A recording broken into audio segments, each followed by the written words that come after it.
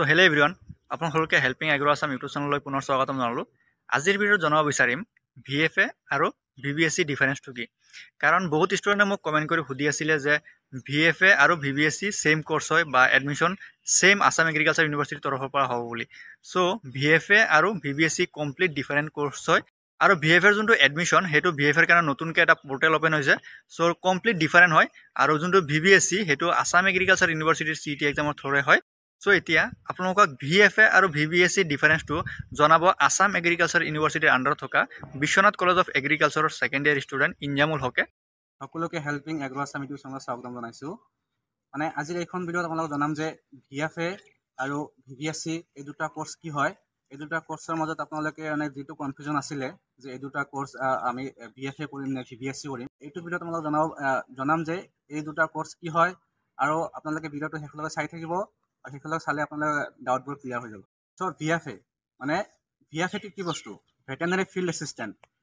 এইটো হ'ল আপোনাৰ 1 বছৰ কোৰ্স, ট্ৰেইনিং কাম ডিপ্লোমা কোৰ্স, য'ত আপোনাৰ 6 মাহ হ'ল আপোনাৰ থিয়ৰিটিকেল ক্লাছ কৰাব আৰু আপোনাৰ 6 মাহ গাঁৱত ট্ৰেইনিং কাম প্ৰেক্টিকেল ৱৰ্ক কৰাব, য'ত আপুনি ভেটেনাৰী ডক্টৰ আণ্ডাৰত ট্ৰেইনিং কৰিব লাগিব। আৰু এইটো VFA কোৰ্সত আপোনালোকে এডমিশ্যন ল'বলৈ একটা মিনিমাম এটা পাৰ্চেণ্টেজ লাগে ক্লাছ 12ত, য'ত আপুনি সায়েন্স ষ্ট্ৰীমৰ হ'ব লাগিব। আমি এতিয়া আলোচনা কৰিম যে VBSC কি বস্তু হয়। মানে বেচেলাৰ অফ ভেটেনাৰী সায়েন্স। এইটো হ'ল আপোনাৰ কমপ্লিট এটা ডিগ্ৰী কোৰ্স।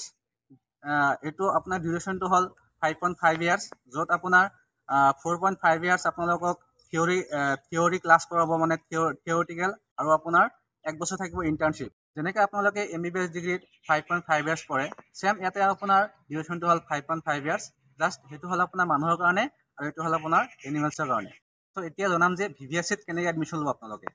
ত' VBSC এইটো আমাৰ আছাম এগ্ৰিকালচাৰ ইউনিভাৰ্চিটিৰ আণ্ডাৰত হয়, য'ত দুটা কলেজ আছে। এটা হ'ল আপোনাৰ Lakhimpur college of veterinary science আৰু এটা হ'ল college of veterinary science Khanapara. চ' VBSCত আপোনালোকে এডমিশ্যন কেনেকৈ ল'ব? এইটোৰ কাৰণে আপোনালোকৰ ক্লাছ 12ত মিনিমাম 50% মাৰ্ক লাগিব। আৰু এইটো আমাৰ আছাম এগ্ৰিকালচাৰ ইউনিভাৰ্চিটিয়ে এটা এন্ট্ৰেন্স এক্সাম কণ্ডাক্ট কৰে, সেইটো হ'ল CET। ত' যিটো আমাৰ CET এক্সামৰ সেইটো অলৰেডি আপোনালোকৰ লাষ্ট ডেট পাৰ হৈ গ'ল, 15 তাৰিখ আছিলে। চ' এইটো আপোনালোকে যেতিয়া এন্ট্ৰেন্সটো দিব, সেইটো হিচাপে আপোনালোকৰ ৰেংক ৱাইজ আপোনালোকৰ যিটো কাউন্সিলিং হ'ব, কাউন্সিলিং আপোনালোকে ডিচাইড কৰিব পাৰিব আপোনালোকে কোনটো কলেজ পাব, কি হ'ব, সেইটো হিচাপে আপোনালোকৰ এডমিশ্যন হৈ যাব। চ' আপোনালোকে VBSC ডিগ্ৰী কমপ্লিট কৰাৰ পিছত আপোনালোকৰ নামৰ আগত ডক্টৰ লিখিব পাৰিব। চ' ইয়াতে আমি কনক্লুড কৰিব খুজিছোঁ যে আপোনালোকে গমেই পালে যে VFA আৰু VBSC কি বস্তু হয়। চ' হোপ আপোনালোকে বস্তুবোৰ বুজি পাইছে, আপোনালোকৰ ডাউটবোৰ ক্লিয়াৰ হৈছে।